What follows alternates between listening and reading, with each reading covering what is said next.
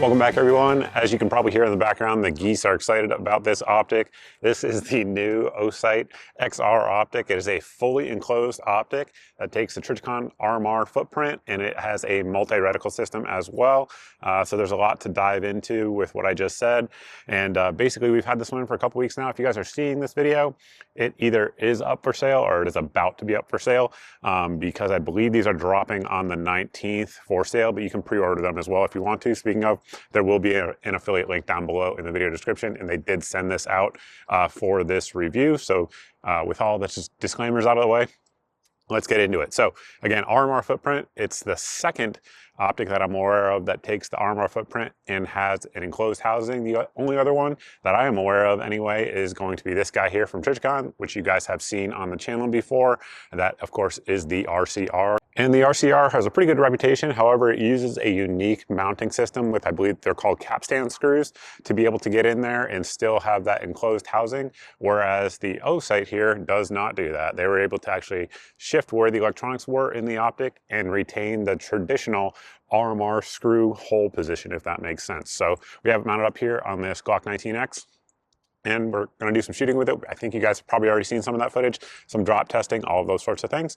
So it is, again, fully enclosed with the RMR footprint. That is a big deal to a lot of people. It also has a charging system where you basically put a top cover on it with a USB-C cable, and you're able to charge the internal battery. Some folks really like that, some folks don't. I'll leave that up to you guys to decide. However, with the 3 MOA dot, for example, you get over 100,000 hours of battery life. So that is significant battery life, and it does have the shake awake feature built in where it turns itself off, I believe, after 3 minutes on the factory setting. Of course, you can go in and change all the settings if you want to do so. Additionally, it has this button here on the left side as you hold it that actually has a sort of like a little hidden secret in there. So basically, as you see it right now, there is no rear sight. However, if you go ahead and push that in, it should, yep, auto deploy 2 notches. So that way, if you are running a pistol that doesn't have a rear sight with the optic plate, like let's say a Kimber 2K11, for example, you can use that as your rear sight so you have some sort of reference. However, I know some of you guys don't want backup iron sights, so if you're in that camp, you just push it down and they go back to where they were and you never have to see them again. So I do think that is a kind of a cool feature. And then of course we have our elevation there on top, windage over there on this side, and then our brightness adjustment on the left side of the optic. I don't think I mentioned it yet. Price point on these right now is going to be $220. So very impressive price point, in my opinion, for what you get. But basically on the side, you have your ability to increase or decrease the intensity of the dot and also to cycle through the different reticles. So basically you can press and hold on the minus and that will cycle through the different reticles.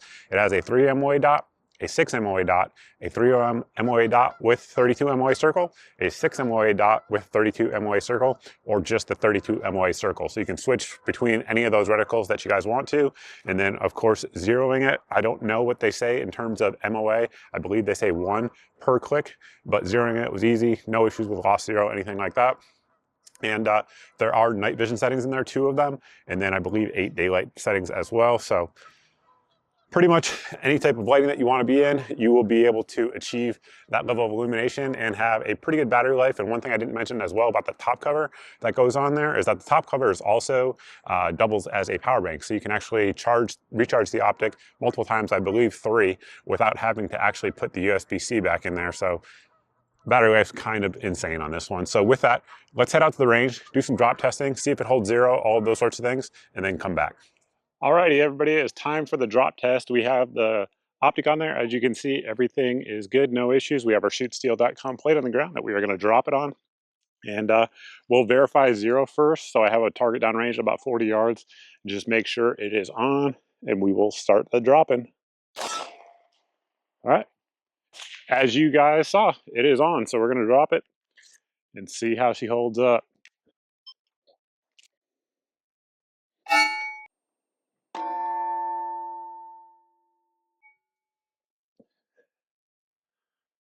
Definitely smacked the front of it pretty good. Glass looks perfect, no issues at all.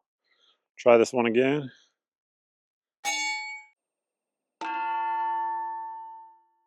That was a gnarly hit, for sure.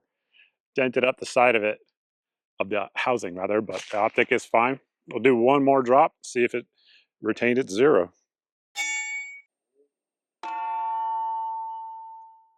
That was a solid hit as well. Those are all solid hits. As you guys can see there, there is a little bit of a marring all the way around, but the glass looks perfectly fine. Let's see if it retained its zero. Helps if you load it around the chamber.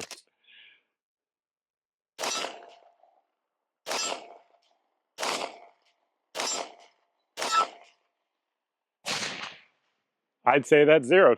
So as y'all saw, it held zero perfectly fine and had no issues at all with the drop test. Honestly, I kind of expected that with a fully enclosed optic. Most of them do pretty well in the drop test. That is one of the advantages of an enclosed optic versus a open emitter.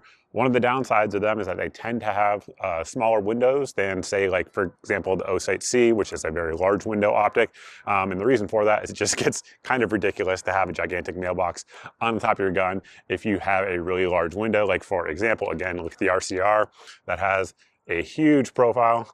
And of course, the window size on this is actually smaller because the base on this is actually larger than it is here on the Osight. So one other thing to mention there is that it does have a slight overhang, as you guys can see there. Sort of like the Reticle SRO.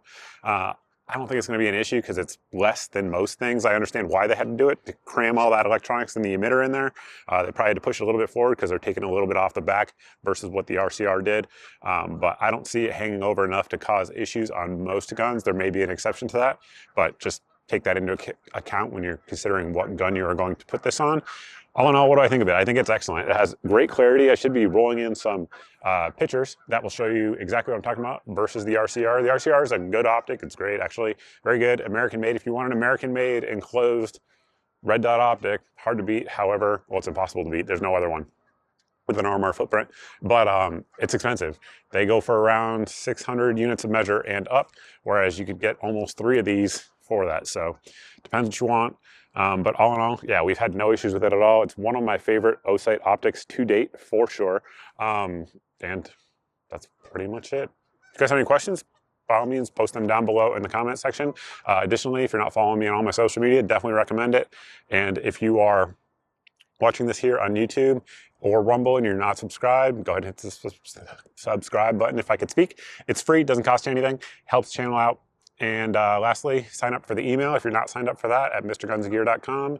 Daily deals email, as well as a summary of the different videos that have gone up in the past month, will go out once a month as well. So you get put on both lists, and then we'll also have an SMS list that you can sign up for by texting the word gear to the number here on your screen. That goes out at most once a day. It's definitely not every day. Either has a new video that just dropped or a smoking deal that is going to sell out in there. And once again, it gets around the algorithmic censorship and lets you guys actually see my content. If you guys have these, as I know a few people actually have these ahead of time, I saw that on the interwebs, let us know what you think of it down below in the video description. So with that, that's all I got. Thank you all for watching. I truly appreciate it. And I look forward to seeing everybody and these geese in the next video.